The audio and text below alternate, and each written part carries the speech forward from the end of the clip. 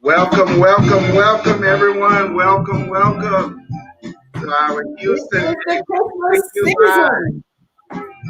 season. Yes. Hello, hello, Miss B. We're so excited. It's Christmas. Yes, it is. It is Christmas. And I am so excited. Yes, we are ready for this Christmas. I mean, we've had a year. We've been up and we've been down, but you know what? We've been blessed. God has been good to us through it all. And so we are excited about this holiday season. Those of you that are joining us for the first time, welcome to Houston HBCU Live. This is our December edition, closing out our 2020 year. Thank you for joining us. Look, would you do us a favor and like our Houston HBCU page first? Go ahead and like our page, subscribe to us, and then share the broadcast. That's what I'm doing right now. I'm going to share it to my page. See, I got my cell phone up here, so I'm just going to share it. Everybody to share tonight. This is the season for sharing what you have, and this is what we are giving. So we're giving it, and we want you to share it. Absolutely, share it. Well, we've got a comment that said that we look festive, and we do, because this is Christmas, and it's the. I'm glad I can still fit this jacket. It's Christmas after this shut-in, this shutdown. That we've been on. I'm not going to comment, Bishop. I'm not going to comment. Well, thank you. Yes, we're looking festive because we didn't have a party, a physical party to attend this year. Yeah. So we are doing it all virtually. So we're dressing up while we can. Listen, guys, we've got a great show tonight.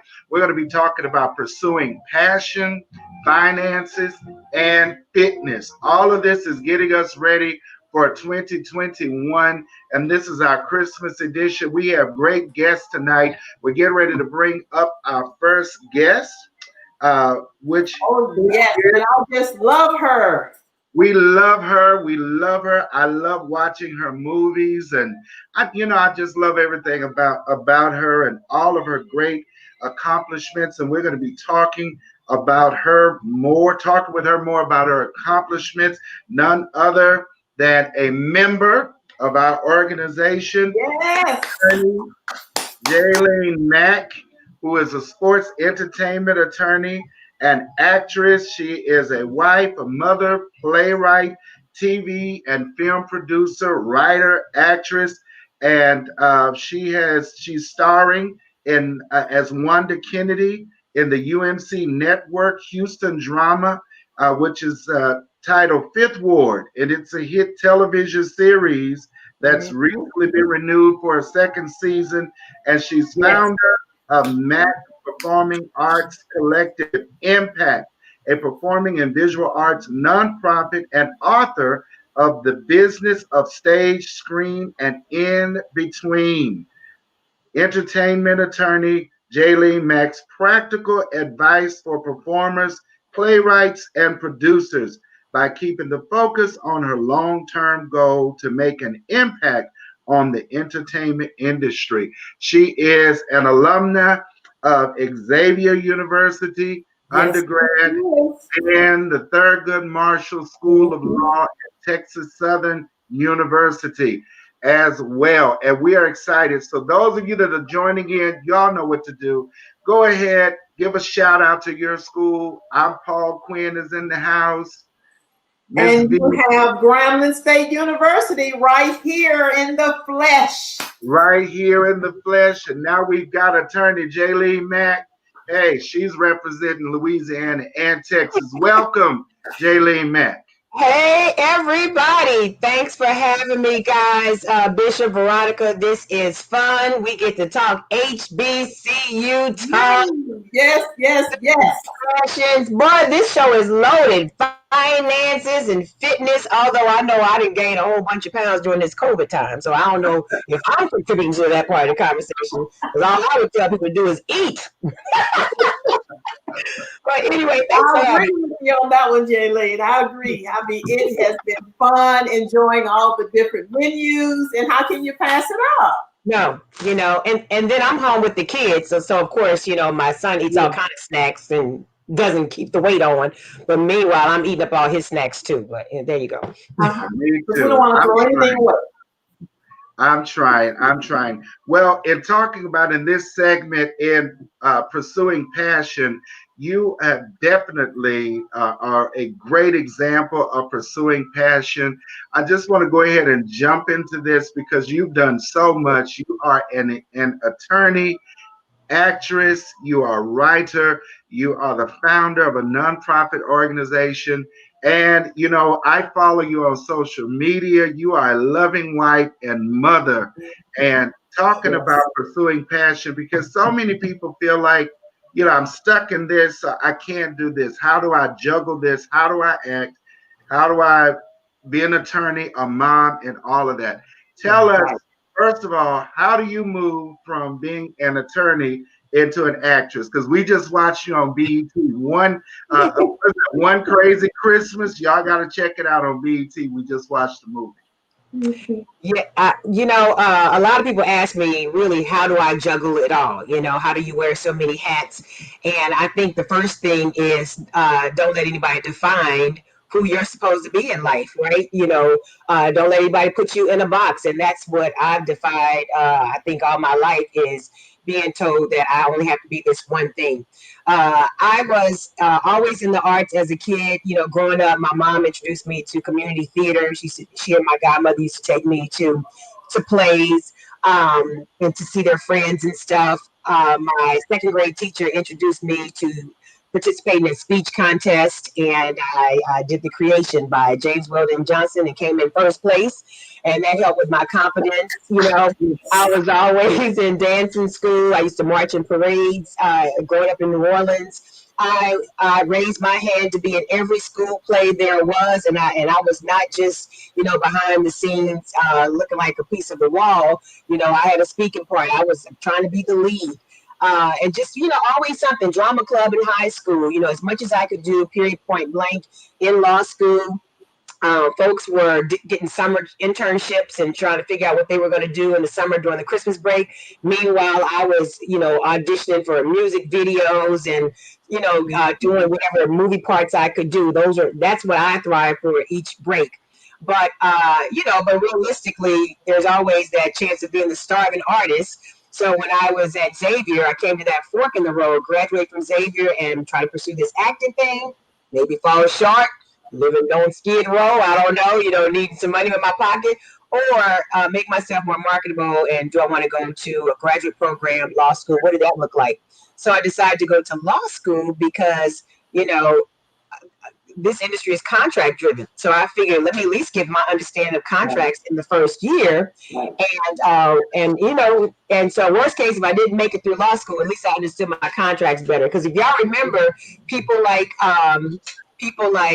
Tony Braxton and Kareem Abdul-Jabbar, TLC, they were having problems with their management, Right. and so being taken advantage of it. I was fearful of that happening. I wanted to understand the small print. So I thought it was smart to go to law school. Thought I would only, maybe make it through the first year, maybe not. I really didn't intend to be that Johnny Cochran type lawyer. Kept on going, kept on passing my classes, passed the bar the first time. Here I am practicing, right? So I decided what I would do is do entertainment law, because that's where my heart was. That's where the passion was, right? I'd already been in the arts, and so that's really the transition, pursuing arts from childhood through adulthood and figuring out how to balance it all, even wear my lawyer hat. And I really see it as dual careers. Being an actress is not a hobby for me. I get paid for it, right? So, and as you can see, the fruits of my labor. You've seen movies on BET. So there you go. Absolutely. You know what? And tell us more about your organization, because I was sharing with a group of students that I attended Paul Quinn on an art scholarship, vocal music scholarship. So many students are thinking that, I've got to have either an academic or an athletic scholarship, but they don't realize that there's another A for scholarships, and it is the arts that, Yeah, that's and right. and that's what I love about HBCUs, because only at HBCU can you get a scholarship to sing in the choir. You know, you know, you They know know. Or play an instrument in any band, because that's what I did. HBCUs know how important music and singing is to the Black community and the Black church, which is a pillar of the Black community. They know what's going on. Absolutely, absolutely. So, tell us about your organization, Impact, and what you're doing with the young people. So as a lawyer, I used to have clients ask me a lot of the same questions over and over, especially like stuff about copyrights, for instance. And I found that things that were basic that I thought were fundamental that people should know, they didn't know. So I started doing these workshops, just kind of educating people that had interest in arts and entertainment, whether it was parents that were kind of managers to their small kids, or there were these aspiring talent. And so I realized now he was my executive director of Impact and inspired me to start Impact. He said, why don't you start a nonprofit? And that way you can reach the masses, right? And then, of course, I can get some type of funding assistance to even do that, grants and such. So Impact started in 2011, honestly, on the premise of let me see who I can help in a better way when it comes to the legal stuff and my contacts and relationships, but then also how can I contribute my part to build the entertainment industry here in Texas? I'm sorry, that's my dog in the background. He wants That's to get um, and so and that's how it got started, 2011 here in the Houston area, and since then we have made our mark. I will say 2020 is the absolute slowest time we've ever done anything or not been able to do anything. The most things I could do this year was January and February this year, but yeah, Impact is around for those that are seeking careers in arts and entertainment. We are a tool to provide a resource for success in the business. And essentially, no matter how I label it, no matter our mission, and our mission is to cultivate the interest of performing arts by exposing, educating, and entertaining. But no matter the mission, at the end of the day, it's really about access, right? It's about creating access and networking and forging those relationships so that people are successful in the business. And I noticed that, obviously here in Houston, it's not an entertainment town. And so we have to bring Hollywood to Houston. And that's what Impact does. Absolutely, absolutely. And you've worked with so many people in the entertainment industry in Hollywood. Who has been one of your favorites that you've had the opportunity to work with? So, as a lawyer, probably my biggest client was Steve Harvey. I did all of his trademarks for nearly 20 years. I'm pretty proud of that. I got to work alongside two of my mentors in the business, which is Ricky Anderson, who we know is an entertainment attorney in Houston. He and I were in law school together. And then also Rushion McDonald, who managed Steve for almost 20 years. He's the architect behind the brand. And so it was fun to be in that group, learned a lot. I think that was probably some of the most exciting situations to be in and work to do. I can say as far as an actress, the biggest entertainer that I've worked with was Forrest Whitaker. Him on Hurricane Season, which was a movie shot in New Orleans in 2008, and it still runs on BET if you ever catch it, or pretty much I think BET still runs it, and I still get residual checks from there, believe it or not. But I worked. That's what it's about. Yeah, that was pretty fun. And as far as what I do through Impact, gosh, we brought so many people through here. Faison Love, Wendy Raquel Robinson, Chris Spencer. We brought Roland Martin, Kim Whitley, Sherry Shepard. There's just so many people that have come through Impact that I'm pretty proud that we were able to provide that kind of access. And not only that, there were times that Ella Joyce, you guys remember Ella Joyce from The Rock, right? Yeah. And Yeah, and Faison Love, for instance, we were able to take them to some of the high schools. We took Ella to Yates High School, and we took Faison to Provision High School. So it was nice for these kids to be able to see folks that they see on TV and in the movies, but now they can touch and feel and have conversation with them. And so that was something that I'm pretty proud of. That's a part of our community outreach program. And so we're always trying to take speakers and experts into the schools. And that was a couple of our celebrities that we were able to do that with. So I've definitely had my share of working with some of the top-notch industry people. But if I had one person on my wish list that I'd like to work with one day, that's Will Smith. Oh, okay. Yeah. Okay. I love Will Smith. I mean, he is just an all-around entertainer, action hero, right? Family guy. And I just feel like his brain is to be respected, and he's made his mark on the industry. And, you know, I don't care if he's starring in a movie selling, people are going to go watch it. So. Well, we can see that happening because you have personality. He has the personality. So we can see that happening. Doing something together. Yeah. You know, and that was great to hear you even say, you know, Will Smith, because usually everyone these days is saying, I want to work with Tyler Perry. But we have such diverse. I mean, don't get me wrong, but not as an actor. As a producer or director, I would definitely want to work with Tyler Perry.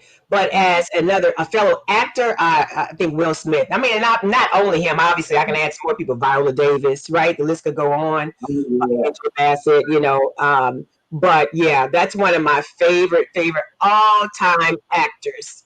And my husband hasn't put it out in the garage yet, but I have this Lifetime poster, and it's actually falling behind my black bookshelf back here.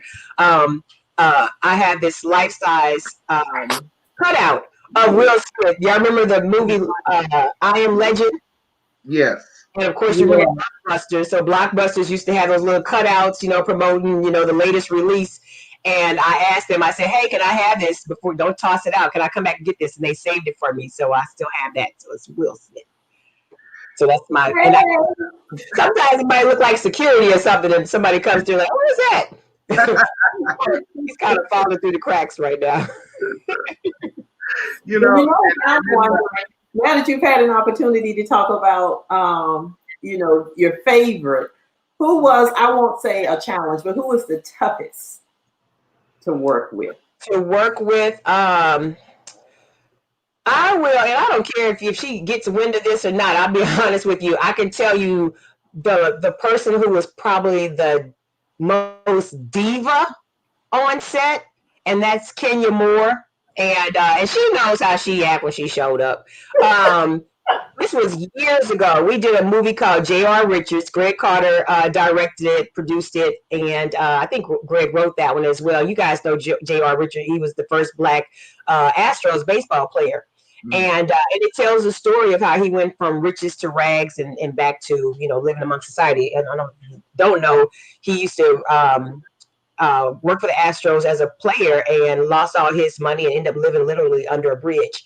And someone helped redeem him. But anyway, yeah. So we were shooting a movie, and she showed up on set, and you know, and she was miss all that, you know, real bossy, and you know, just picky about every little thing. And you know, if you called her out and it technically wasn't time for her to shoot, she had an attitude about that. And so I would say she was probably the most tough to work with attitude wise back then.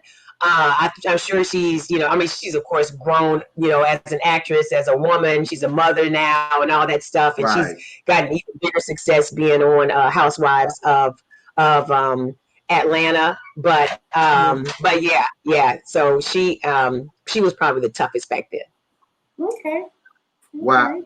And you would think that, and I'm not saying that she's not a big name, but you would just think that it was someone with a larger name, as you would think, right. But that's not always how it is. Yeah, and that's, I'm not gonna lie, once you step outside of LA, right, and you're down in Houston, and this is not an entertainment town, not so much now, but let's just say at least that 10 years or more ago, people would think we're just country bumpkins down here and we don't know nothing about Hollywood and we're starstruck. But there's real legitimate talent here in the Houston market, Right. and Hollywood is just a concept. Everybody's not in LA anymore. It's spread out. They're in New Orleans, they're in Atlanta, they're in Albuquerque. There was a time that you either worked in more so for television and film, you either worked in California or you went out to Canada. But no, it's kind of all over nowadays. And a lot of Black Hollywood, not I mean necessarily A-listers, but certainly other talent, they've moved out to Atlanta because they're trying to get work. And but yeah, so she was one of those people that represented, stepping outside of LA, going to a smaller industry town, so she looks like the big fish, you know what I mean, in the small pond. And but in LA, she's standing in line auditioning like the next actress. And at the level she was at then, and again, I'm respecting her journey, but at the level she was at then, there were a lot of actresses like her, in terms of name recognition, star power, and things like that. So, yeah, but I would honestly, I don't, and I have a good discernment about people and energy on set. And out of everybody, there's nobody else worth mentioning, but I would say that was one of our kind of toughest cookies to work with. Wow. Yeah, I want to ask you about this trend in our last few minutes of this segment.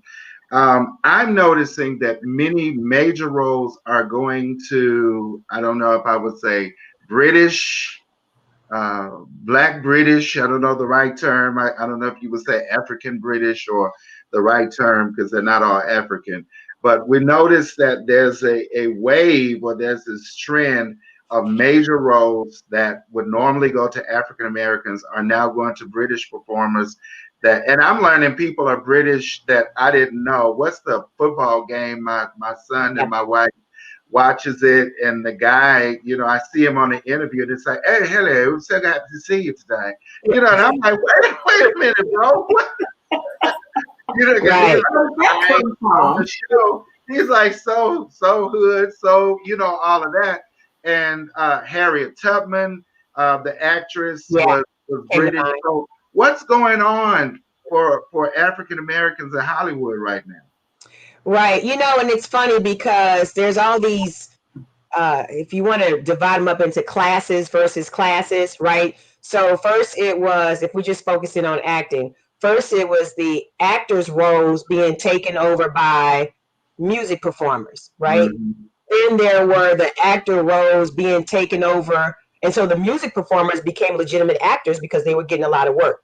Then you have this class of actors / music performers, those roles being given to reality stars. So now you have the music / actor people like, you're giving my role away to now reality people. But, and now it's gone from reality stars to just social media influencers. So now you have all these subcategories of American actors and where they come from, right? And now you have all of us Americans versus British actors or African actors or whatever. Now, funny thing is, of course, they're if you're looking at Black versus Black, we're all Black, right?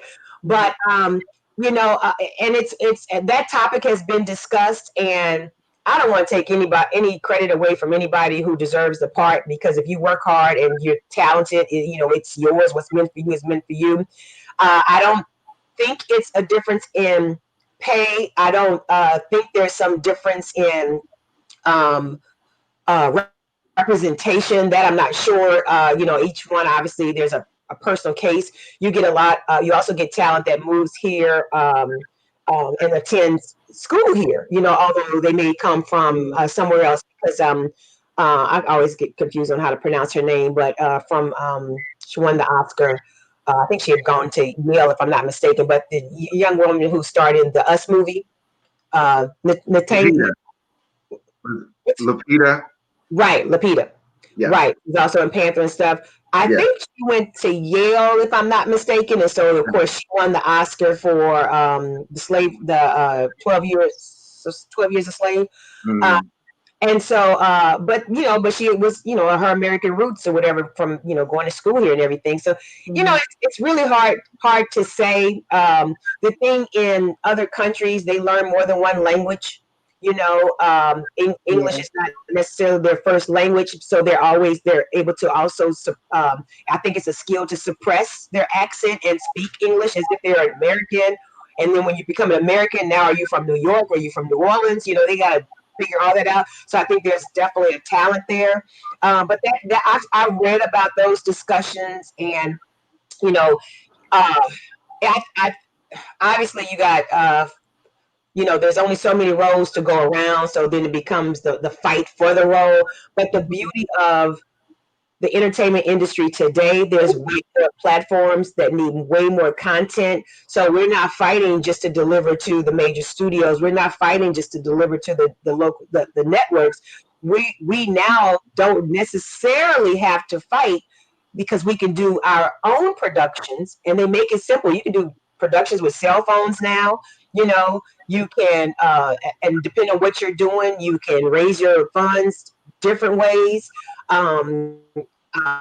Funding, and there's so many different methods, and you can shoot your own content, and you can either distribute it yourself or try to get a sale. So there's so many different ways of going about it now that I don't know that that's really the fight.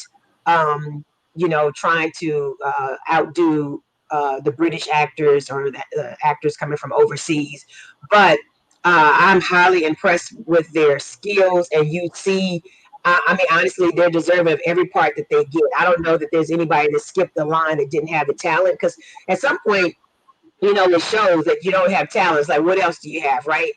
It's no secret that Kim Kardashian doesn't have strong acting skills, given the fact of how she got bumped into, stardom. But, even Kim showed us, I may not be the best actress, but I'm, there's other things that are more serious in business. There's business about me, right? And, Mhm. turn that into millions and millions and millions of dollars. Right. So, one way or the other, you get in front of the camera, and you're going to have to carry your weight, and people will either support you or not support you. But I can tell you this: there's an audience for everybody, there's a market for everything, and everybody will always have fans. You might not be a fan of such and such, but somebody else is. That is Right, true. right. That is true. Because I That's was just true. sitting here thinking, if I'm doing Broadway and then I want to also go and do film, um, what are some of the things you would tell me that I would need to, um, brush up Yeah, on in order to transition over to film? yeah, and those are two different mediums, two different styles of acting. Hmm. True thespians, most successful actors are rooted in theater, whether they got a degree in theater, whether they studied theater as a minor. A lot of actors we find that graduated from Howard University. Xavier did not have a theater program. The closest we had was mass communication. So, me being able to practice in front of the camera, pretending to be a news reporter, was the closest I could get at Xavier. But Hmm. you find other community organizations to be a part of, or clubs or whatever. But that transition is certainly a different style. And so if, theater is designed, when you act on stage, your expressions, your voice, your body language has to reach the person in the last seat of the theater, all the way to the back, all the way to the top last seat, right? But with camera work, whether it's for film or television, this is pretty much your box, pretty much where we are, right now.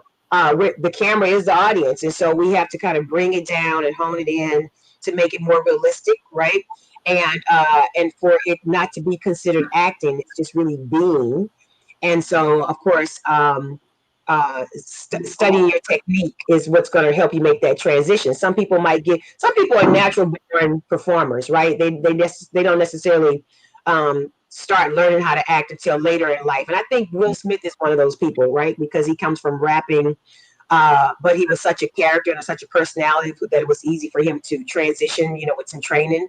And even as he got bigger, and most actors, they will continue training. But that's really the key, studying the craft, taking film classes, taking TV classes, because the acting style is different. But just realizing that it's up close, it's in your face, and it's just little subtle things. And sometimes it's not even saying words that still has to, you have to present a strong performance. Even if you're an extra or what they call a glorified extra, you still have to do your part. So anyway, yeah, that's some general advice that I would give. Okay, excellent. That's amazing. Jalene Mack, you are always awesome, and congratulations. As an attorney, you just closed the $20 million deal for Red Gorilla Entertainment.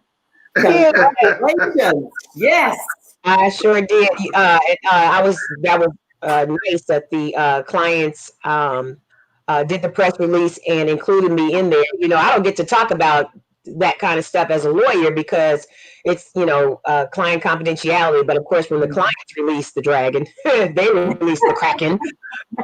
I'm all for it, and so it's great. And I wanted the article to circulate because I'm glad they did it, and I wanted it to circulate because I want people to know that the entertainment industry is a real industry, and it creates jobs, and it can make an economic impact, right?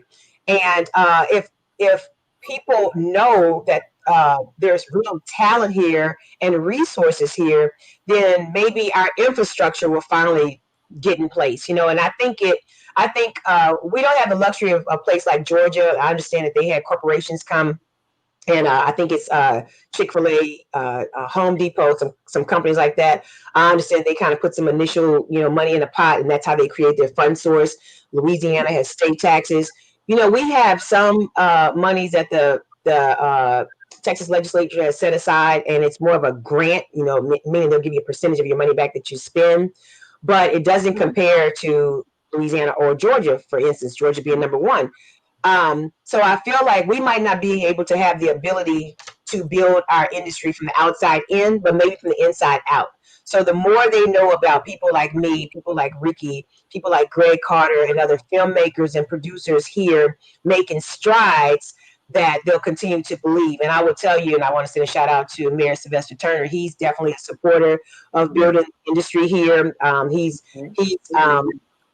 granted us money to do our TV show Fifth Ward for the last 2 seasons, and so we're thankful for that. And that's what we need, our leadership to get behind us, believe that it's a viable industry. And Sylvester's always been a supporter of the arts, even as a state representative. So I am 100% for him. I don't know if he's thinking about it, but if he's running for governor, I am supportive of Mr. Turner. Yeah. I know the arts are important to him, and that's a special cause for me. But I do want to say this. You guys mentioned One Crazy Christmas. We did shoot that here in Houston. We shot it in 2018, and it's become a BET favorite. So it runs every year. Yeah. Thank you. Christmas movies are always special because they do run. They're timeless, right? Preacher's Wife, movies like that, they continue to run. Mm-hmm. There's another movie on BET, if you haven't seen it. It's called Christmas Bells. And yes, we did. I watched it. You saw that one too? Yeah. So also I told my mama, I said, "Mama, that's my friend." No, you don't know her. I said, "Mama, that's my friend." She was like, "Oh, okay." Yeah, well, we shot that one in New Orleans, and that's another fun movie. And the lead girl, one of the leads, Dominique Perry, she's a Houstonian, so I like to point that out. And there were actually some Houstonians working on crew on that one, so that's another favorite because we shot that last year and it's still running.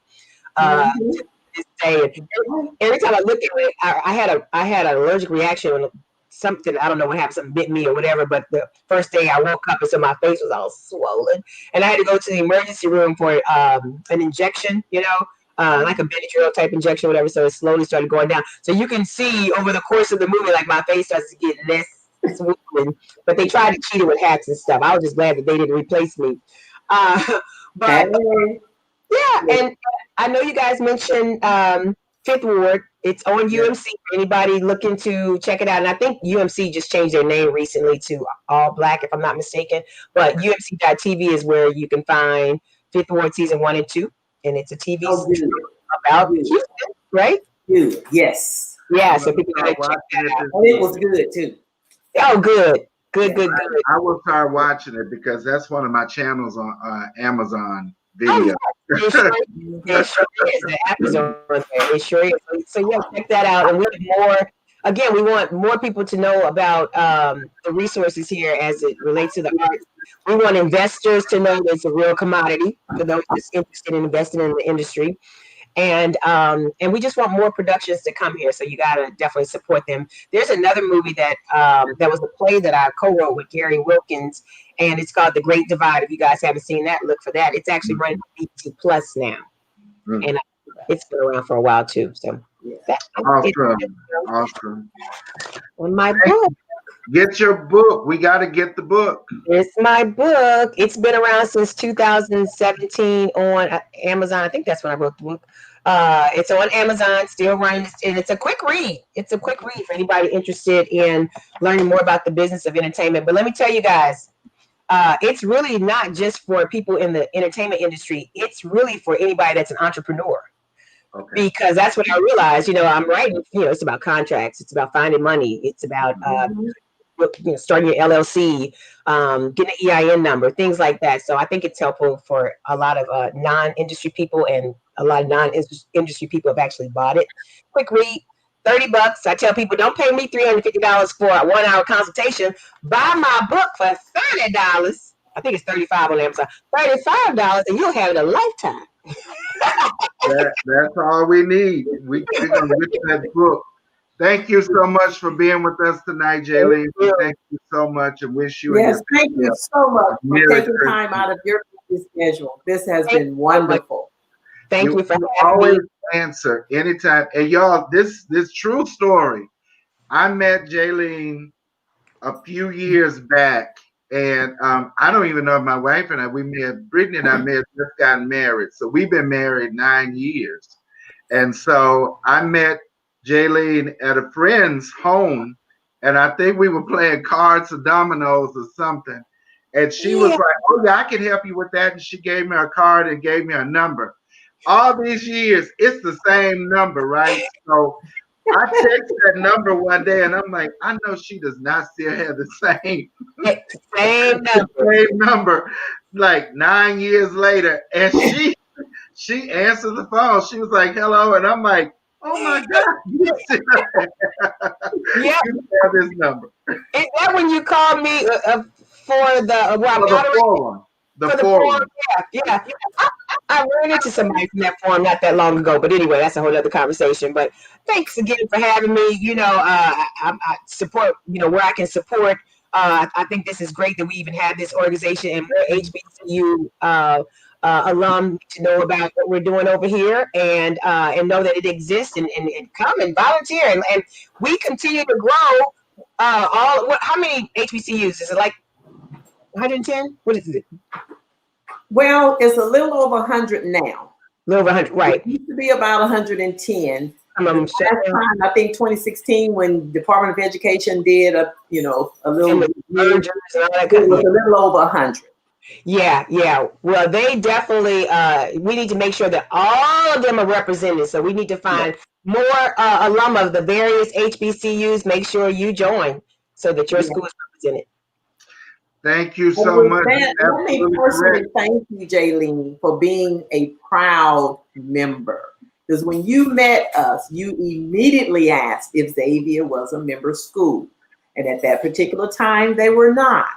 And you said, okay, well, I am becoming a member now so that they can be. And you did that. Yes. Renew your membership every year. So let me personally thank you for doing that, because it is our membership dues that take care of the initiatives that we do in order to uplift and promote all of our historically Black colleges and universities. So absolutely, members such as yourself, we would not be able to do it. Thank you. I'm looking forward to playing bingo again. That was fun. Every second Thursday we're on. Eddie's Thursdays every second Thursday. Okay. So you can I catch us in will January. Thank you. Merry Christmas to you. Bye. Appreciate Merry it. Christmas. That was awesome. That was awesome. You know, now it's time to move right along. And shout out to all of our schools that are joining in. Thanks for letting us know that you're here. We've been bringing you on Miles College, Prairie View, Texas College, Grambling, TSU, Virginia State University, Wilberforce is Yay. being represented tonight. So many schools are on here and many, many more that have tuned in, whether you're on Facebook. Paul Quinn College is here. That's right. You've got myself and our next guest, who is Miss Audawn Johnson.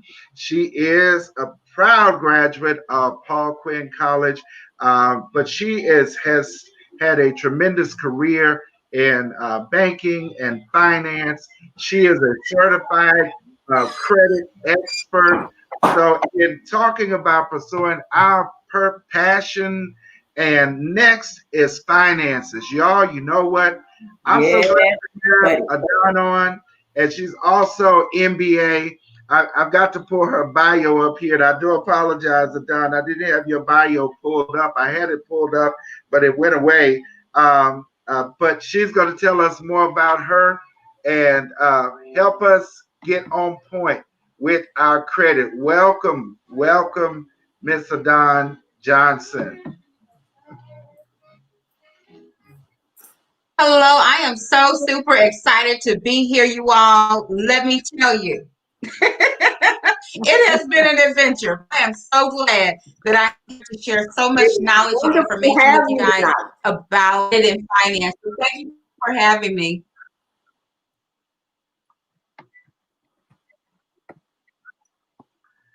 We're so excited. Can you all hear me okay?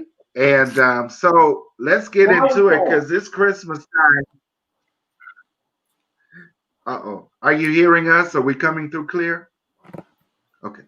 So it is Christmas time. And great. It's Christmas time. We rack up the credit cards, and hey, we break the bank during this time. So help us out. What are some of the things we need to be thinking about and moving toward building our financial future?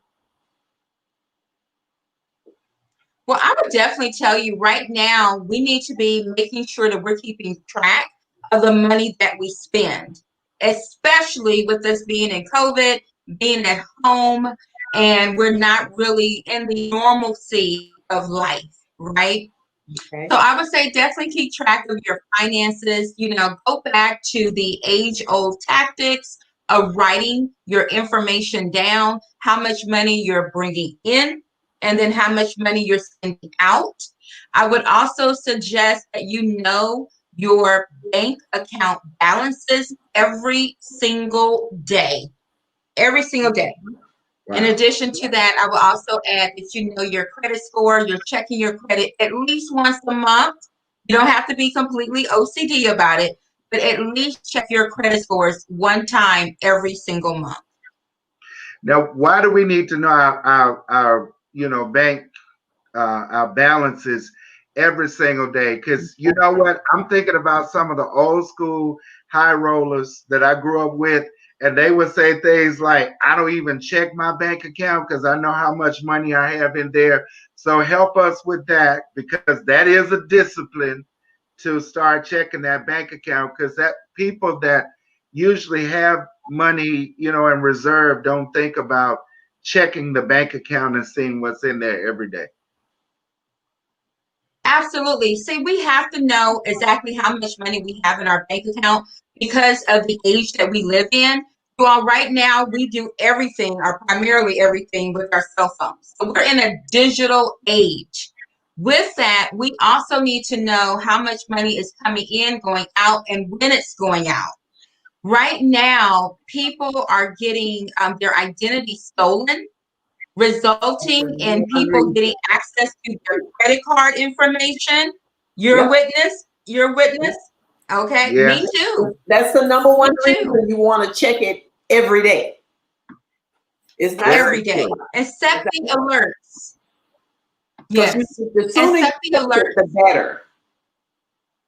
Yes, and make sure we're setting our alerts. So, for instance, my alerts are set when 1 cent comes out of my bank. And you can do that in your online banking app with most banks, most financial institutions or credit unions. You can actually set it to alert you when 1 cent is taken out. And that's very important. Can you give us some tips to build up the savings account? You know, some people say I need to save money. And, you know, I know a lot of us are professionals, we're college graduates and all of that, and we carry the facade, but let's tell the truth. People are broke. I mean, there are many times when you ask who has $10,000 in the bank account at a workshop or in a room, and there are not many people. And these are educated professional people that can't go and get $10,000 without having to call their mother or calling the preacher to pray for them for a financial miracle. And so, what are some things? I mean, I'm a living witness. I get those calls every day. I need a blessing. I need a miracle.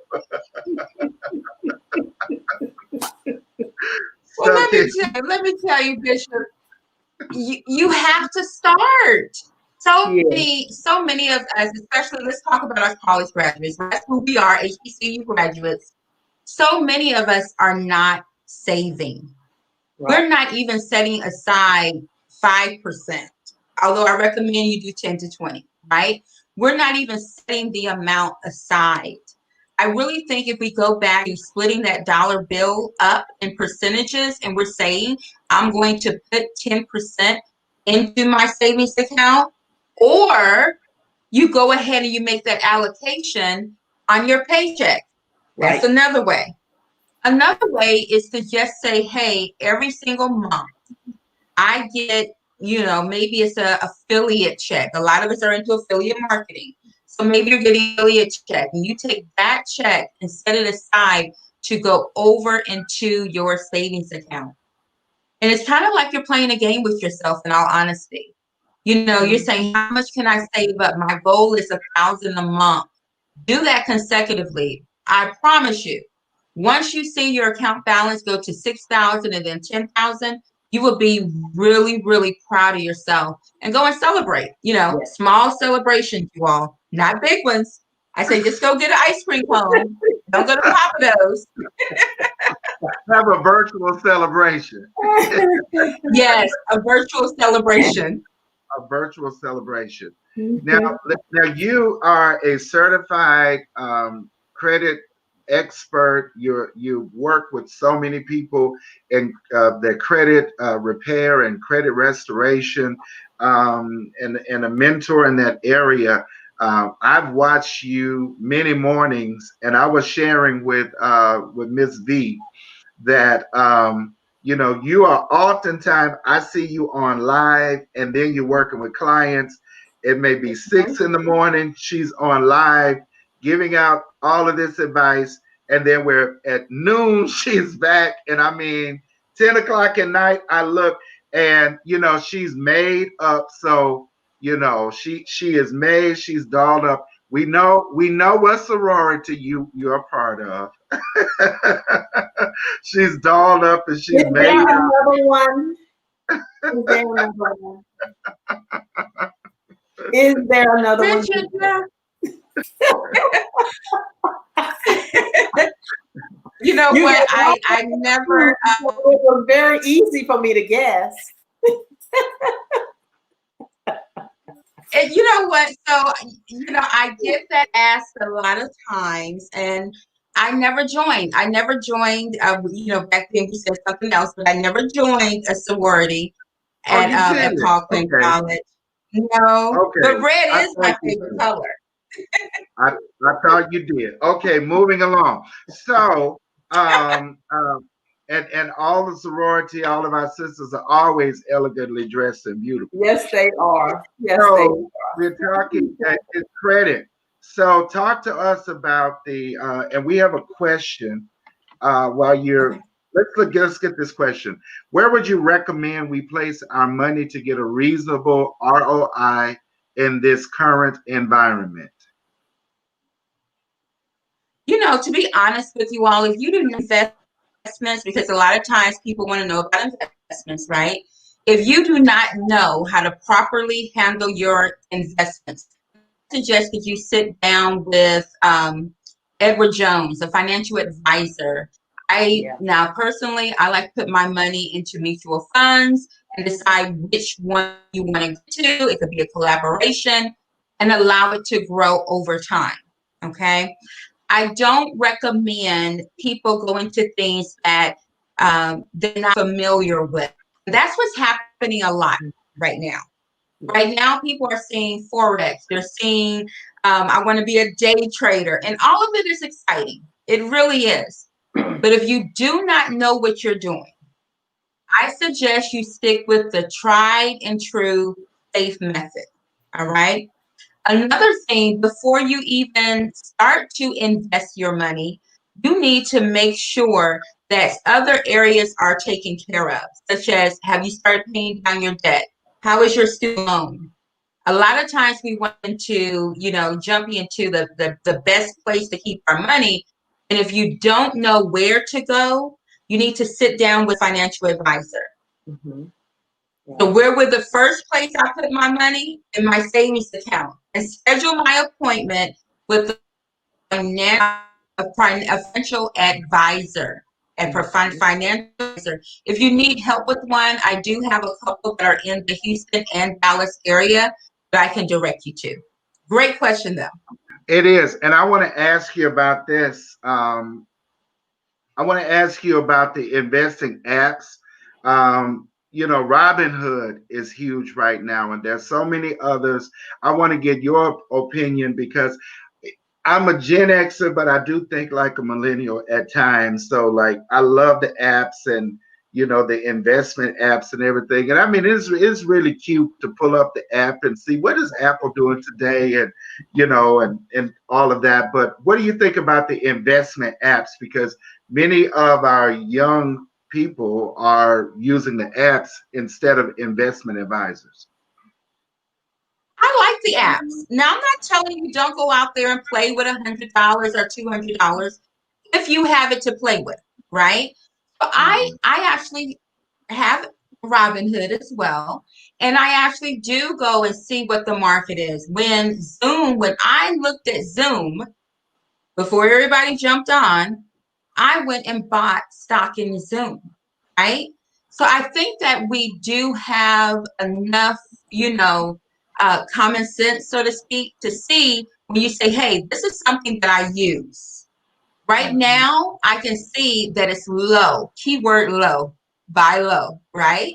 And Right. then go ahead and say, well, let me make a small investment. But I'm telling you guys, honestly, check out and get yourself a great financial advisor. Right. That is part of that wealth gap. That really is part of the wealth gap for us as African Americans. Mm-hmm. Absolutely. Audawn, how can we find you? Because I know there'll be more questions. And of course, if you follow Audawn on social media, on Facebook, she has a plethora of content that's available, visiting her website and everything that she has available for you on social media. We couldn't get a full, webinar in this segment, but definitely you've given us some great content and some great things to think about that we can actually use for our finances. And so, how can we find you online to work with you more?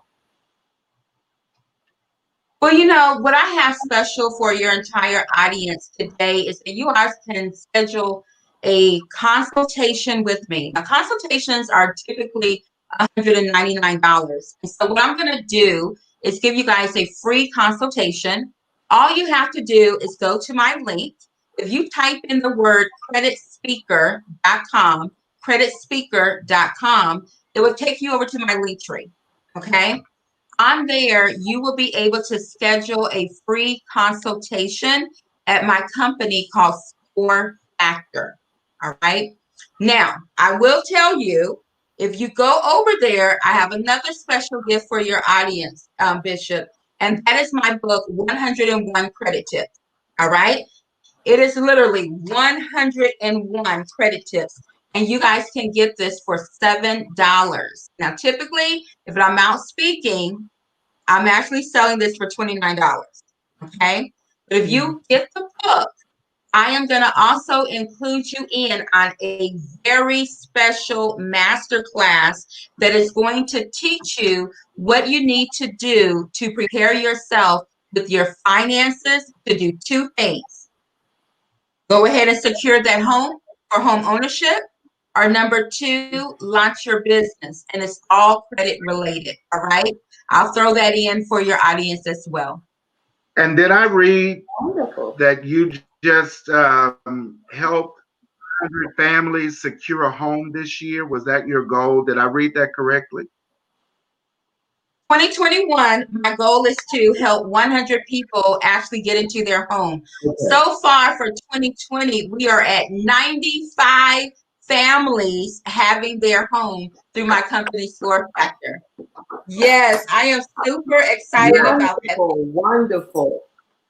That Yes, is so so exciting. I got a few more that I'm pulling. And let me just share Sorry, something that I was taught as a young adult as well. And this came from my brother that's really just about 3 years older than me. He said, look, because, we'd all graduated from college and everything. And he said, look, buy young, and this is nothing new. He just reminded us, buy young and sell old. Why is that? Because of course you're going to struggle along because you're just getting started with your job and all of that. But it's easier and it's a lot less stress on you as a seasoned person to do it when you're younger. Then by the time you get settled and seasoned, unless you want to buy another one, that's your choice. But you're a homeowner, and that is one of the greatest assets that you can have. So you buy young, sell old, and like I say, you might want to get another one or whatever, but at least that first one, you have purchased that when you were young and got that out of the way and use it actually to make some other investments. So that's just a little bit that an older, somewhat older brother shared with me when I, got out of college. So I try to. You know what? That is the key. Others. Thank you. That is the key. I will definitely tell you all that you have to, wisdom is the key. I will never forget being at Paul Quinn. We actually had a speaker come in and they were talking about making sure you're ready to retire. Now, at that time, we were in our 20s, right? But I listened, and he was a financial advisor. He said, listen, if you go ahead and start your Roth IRA now, by the time you get XX grade age, right, you'll be a millionaire. Right. And I did it. I did it. Now I'm tapped out of the Roth IRAs unless I can do my, contributing. But when I started, you all, I did it and I kept it up. Home ownership. I was able to get my home paid for in my 30s. Now my children, 4 or 5 years, they're getting ready to go to college. Now I'm going to stay in my home, but I'm going to get investment properties for my children that is going to help pay their way through college. So you got to listen to the advice of people that have paved the way before us. It is so important. I'm going to share with you guys a credit tip since we're talking about our finances and everything. And what I'm seeing right now outside of home ownership and at an all-time low for African Americans, what else I'm seeing, you all, is that we're not taking advantage of understanding credit. We're not taking advantage of this. We're listening to the, hey, credit is debt. Let me tell you all, when I went through my experience and I had to really, really grab myself by the bootstraps, I'm glad that I had credit, because if I didn't, a lot of things that I was trying to do, I would not have been able to do. I don't teach people to use credit cards and do all of this stuff and, you know, run up a whole bill on your credit. It's more to say, listen, let's go ahead and learn how to manage credit so that we can then do what? Leverage credit. Leverage credit and not look out for these handouts or GoFundMe or can you invest in my business? No, you can actually start by leveraging your credit. So wisdom is key. True.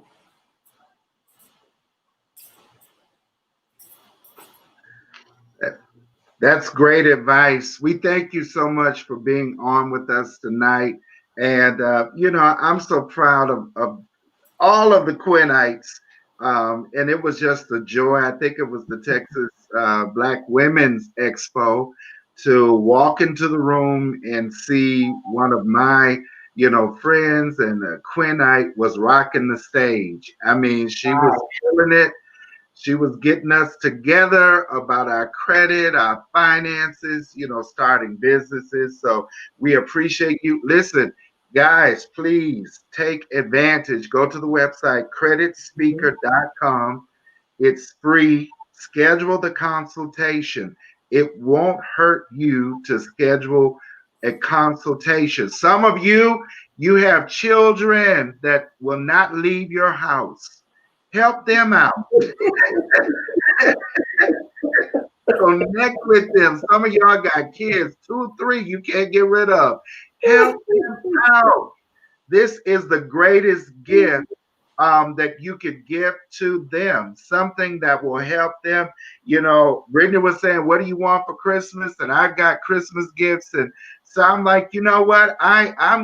You can get me a new suit. So I go and I tried on my usual size and that wasn't working, Audawn. So I went up another size and that wasn't working. And then the lady was like, you need this size. I said, I ain't buying that today. I refuse to put that on my body. That's why we have this next segment coming up. So I told my wife, the greatest gift you can give me is, you know what, get me a membership to a coach, a fitness coach, somebody to help me work this out, something, because when you know, people have everything, you don't know what to get them anyway.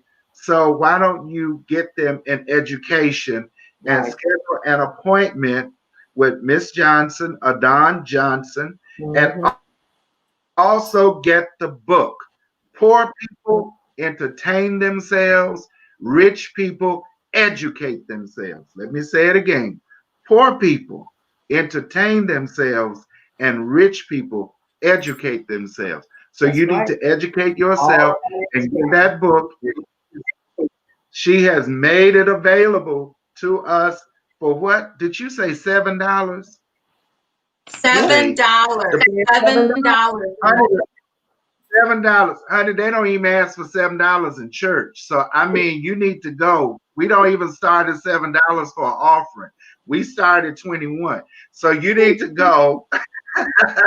Well, you started the other night with 33. 33. Yeah, I started at 33. Okay. Jesus ain't starting at $7 no more. So go and get that book and put it in the stocking. Stuff those stockings with that book. And let's, you know, educate ourselves and empower ourselves financially. You know, buy a home, get your credit together, stop having a facade. I'm this, I'm all of that. You know, you don't have no money. You know, your credit is jacked up. Don't nobody have to know that. Keep flossing, keep doing what you do, but get with Audawn and let's get that together as we move in 2021. You know what? And I think that's a great thing. So thank you so much. Derek Johnson says 101 credit tips, and he's put there creditspeaker.com. I believe that's your husband. Is that your husband? Yes, that is my husband. He actually works with me inside of our company. Well, let me share this, and And before we close, Bishop, one thing that I want to share with you all is my husband is a college graduate as well. I'm myself a college graduate and HBCU college graduate. And, coming out of school, you all, we weren't giving this information. One thing about credit is that once you start to learn and you apply, it really does work. And my husband is one of my biggest cheerleaders because I really removed 25 negative items off of his credit. When we were dating, you all, he had 25 derogatory items. So don't be ashamed. Average people have bad credit. Some of my millionaire clients have bad credit. So let's just get it done and over with, and then let's move on. Because I'm telling you, this is a whole nother world when you learn how to leverage your credit. It starts with with personal credit, but I'm trying to get you guys to move over to credit, like business credit, that you can leverage it and do this home owner investing, real estate investing that is about to hit our market so big. I want so many of us to be a part of this wealth transfer, and it's going to take your credit. I don't care what anybody tell you. It's going to take credit to be a part of this wealth transfer. Absolutely. Absolutely. It's so true. Audawn, thank you. You're a jewel. We appreciate you so much. Oh, last question. Is the book only ebook format on the site, or do you have a paperback or hardback? Yes, right now, what we're doing is we're only giving the book out for $7 on as a digital book. Go and download it. There's so many other benefits when you download it. Okay, you're going to be invited to a very, very, very special masterclass that I'm doing, and you'll also be able to participate on when I'm reading the book in the evening, and I'm giving out so many tips for you guys. So if you download the book, you're going to be able to follow along with me inside of the book online. Thank you so much, Audawn. So, guys, go to the website. Thank you so very much for coming. Take advantage. Thank you, Mr. Johnson. He said he loves how we are all rocking the red. This is our holiday attire. Hey, we got it going on. Yes. Thank you, Audawn. We appreciate you so much. You're welcome. He's a Kappa man, so he loves the red. Gotcha. Oh, okay. That's why I caught his attention. Okay. It makes sense. Thank you so much, and Merry Christmas to you. Merry Christmas to you. Merry Christmas. Thank you. And this was wonderful information. Wonderful information. All right. Thank you, guys. Our next guest. But are we going to talk about a little bit now about Houston HBCU Alumni Association and all of those things that we have done? And yes, we are. Yes. We've actually gone over our 7 o'clock time. So I just want to go ahead and let's get our guest in here. He's been sitting backstage and waiting. So, and you guys hang around for the end of the segment. Will be Rich and B. So don't leave. Hang around with Rich and B. But I want to bring up our guest now, fitness coach and expert, Mr. John Kennedy, who is also the owner of the Katy Sports Academy, as well as Jump God Athletics. And this brother trains so many athletes, and in Katy and in our neighborhood. He's actually my neighbor. He's actually my neighbor. And so we met. I was talking about the college fair and trying to connect with the college fair. And I reached out to him during the pandemic, and I was like, look, I need you to help me out. And he said I would. Meet me on Monday. And Ms. V, I am. I ain't take that meeting yet, but that's okay. After leaving the suit store, I'm gonna make that meeting. Trust me. That's right. You got to make the meeting this time. But he's known as the jump god on social media for his phenomenal jumping ability, capabilities, and athletic abilities. John F. Kennedy has spent over 16 years coaching and mentoring athletes in the sports performance space.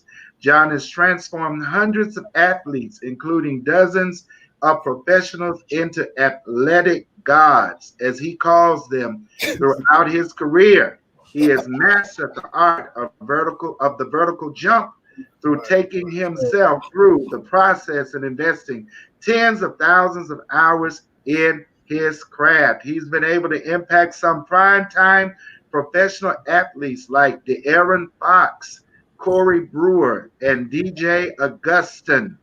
Welcome, everybody. Coach John F. Kennedy, the Hello, jump god. hello to Welcome, you. Coach. We Thank you are for ready. having me. We're ready. Get us all hyped up for the So, Coach, you got to not help the us. beginning of the year, the end of the year. We got to We do want this. to, yeah, we want to start at the end of the year. Help us out, Coach. We need to know what to do for us. You know, we battle with the bulge after the pandemic, the shutdown, and everything.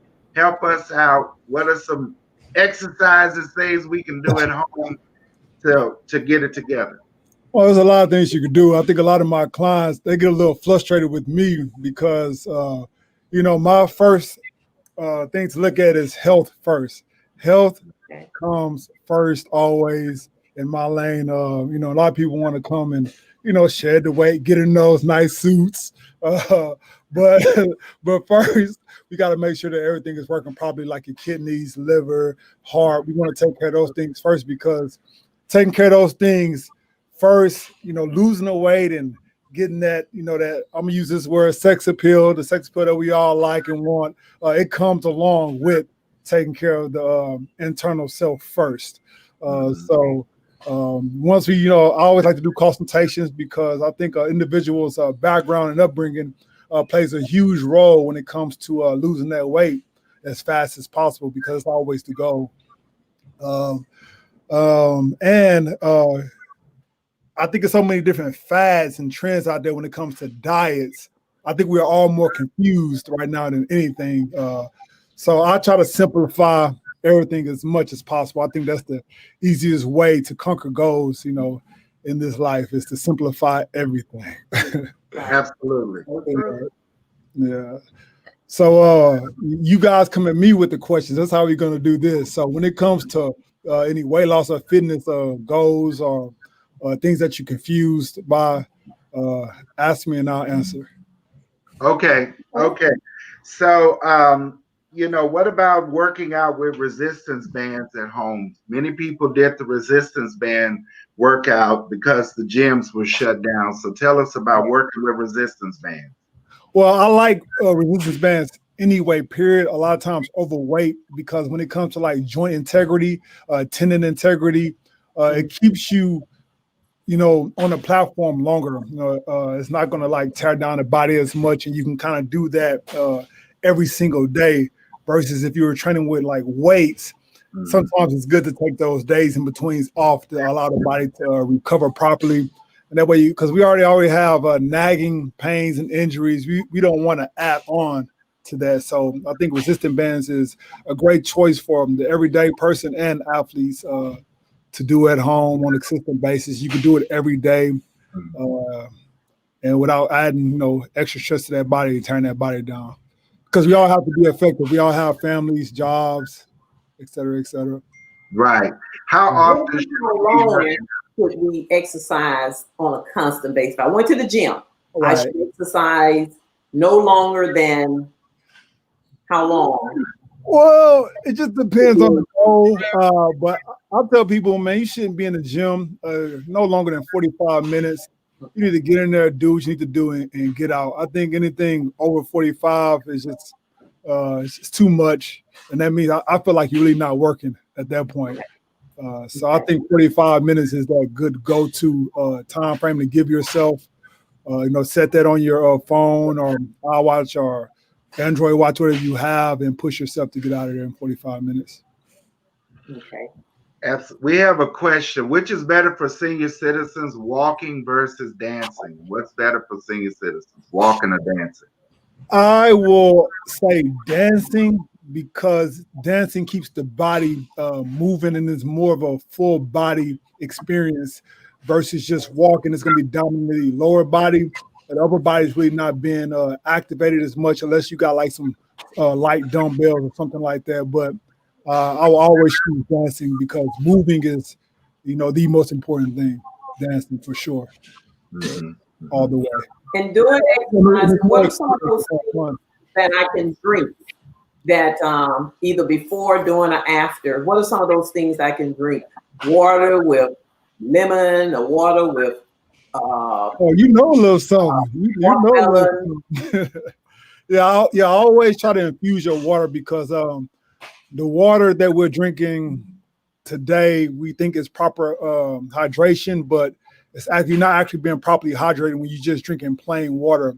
You always want to add some type of mineral content to your water because to be dehydrated is just mineral deficiency. So if you add like the limes, the lemons, the watermelons, the cucumbers, things like that to your water, it gets those minerals that are leaving the body back into the body. So I think it's very important to, even before, during, and after the workout, always stay hydrated. Especially like if you're a heavy sweater, it's very important to, keep those fluids in the body.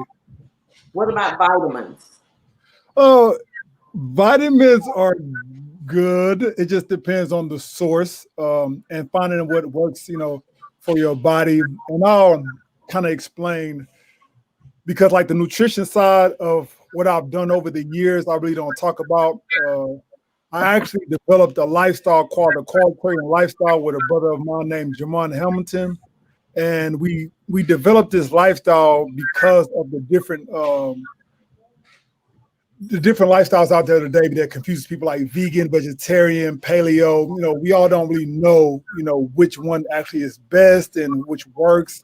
And that's why I like to do consultations because to find out what mama ate, what grandpa ate, what grandma ate, those things are very, very important. And I think today is so much information out there.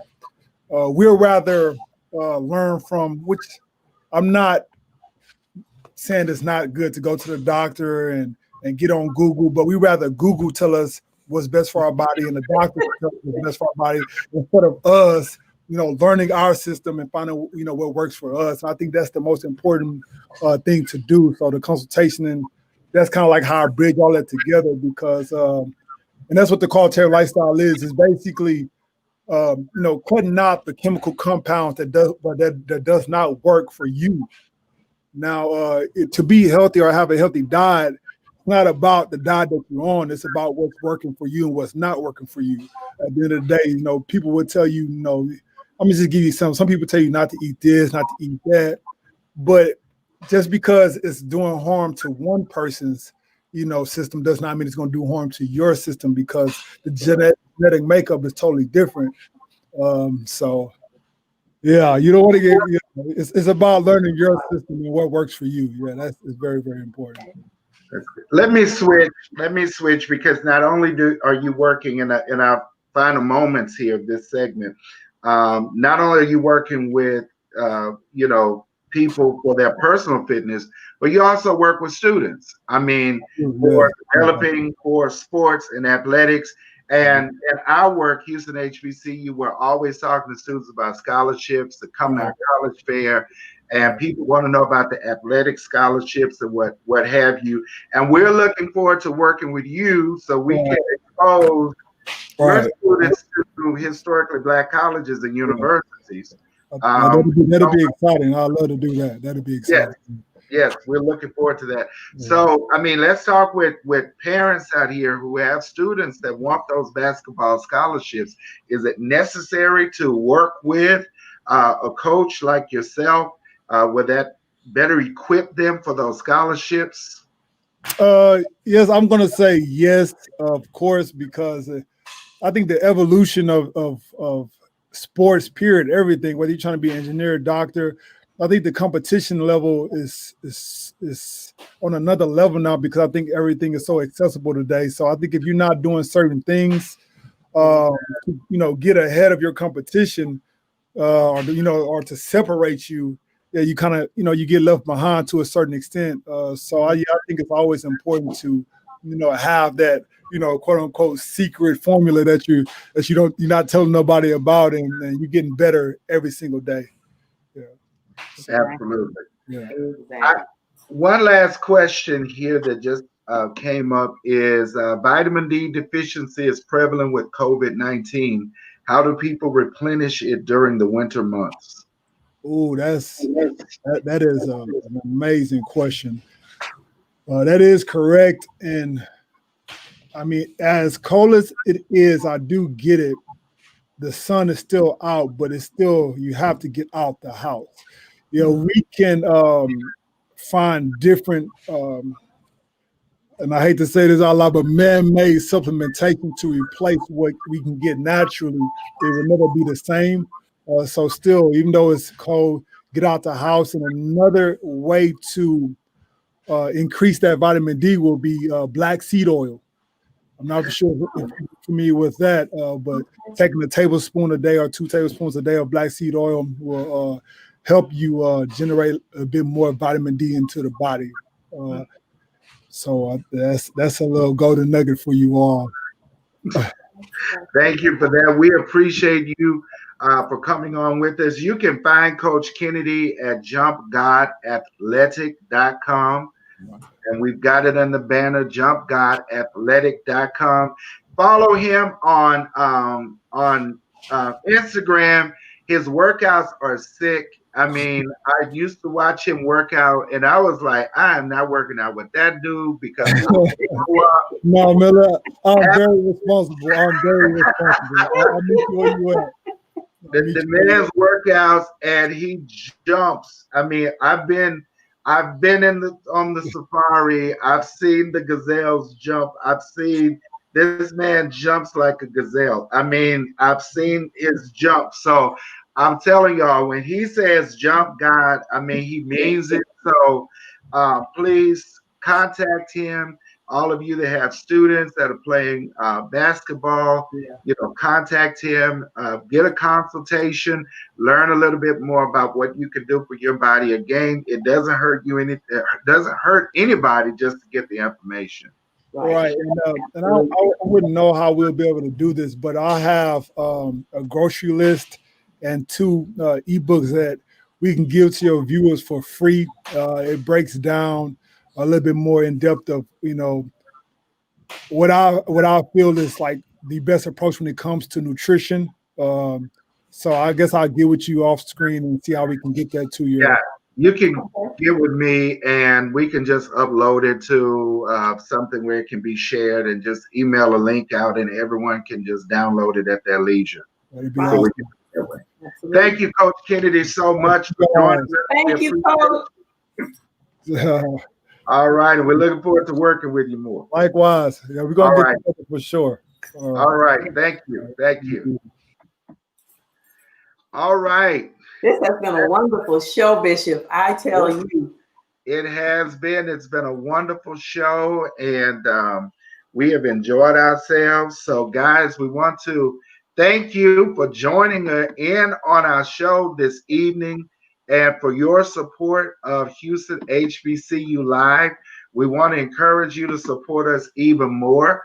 Visit us online at www.hhbcuaa.org. That's Houston HBCU Alumni Association.org.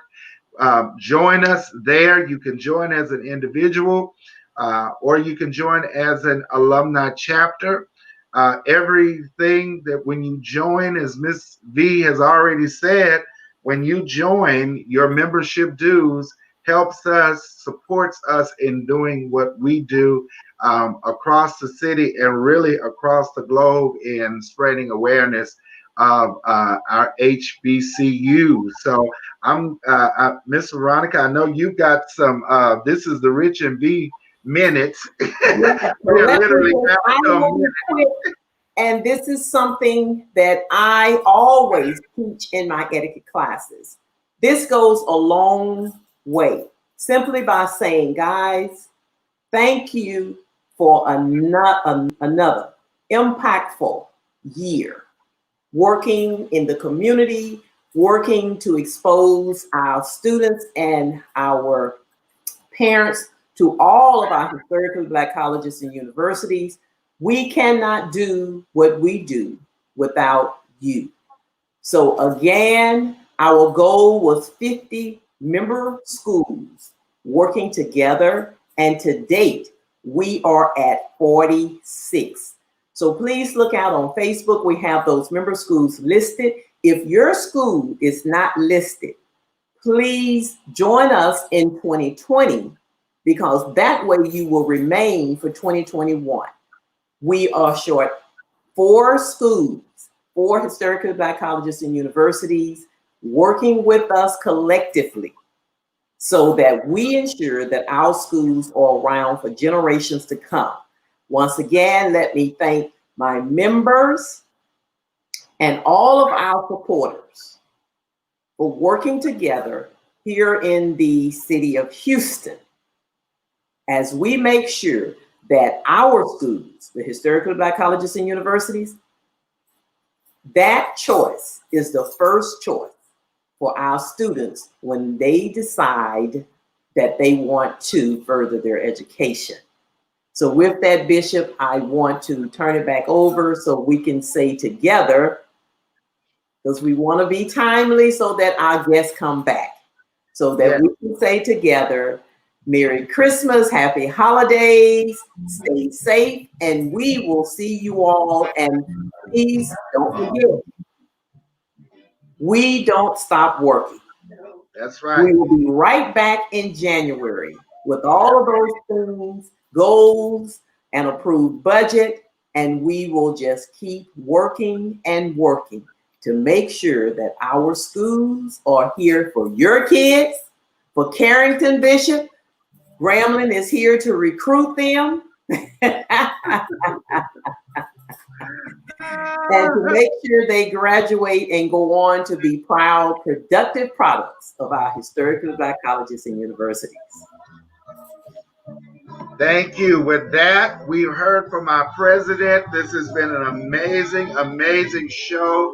And yes, listen, we love you all. We want you to be safe. We want you to have a very Merry Christmas. And of course, not just a Happy New Year, but we want you to have a prosperous New Year. Yes. A prosperous 2021. So thank you so much. We want to say thank you to Attorney Jalene Mack. Thank you to Mr. Don Johnson. And thank you to Coach John Kennedy for making our show special today. But most importantly, we want to thank you all for making our show so great and so special. Have a Merry Christmas and have a wonderful night. Good night. Yes. Good night.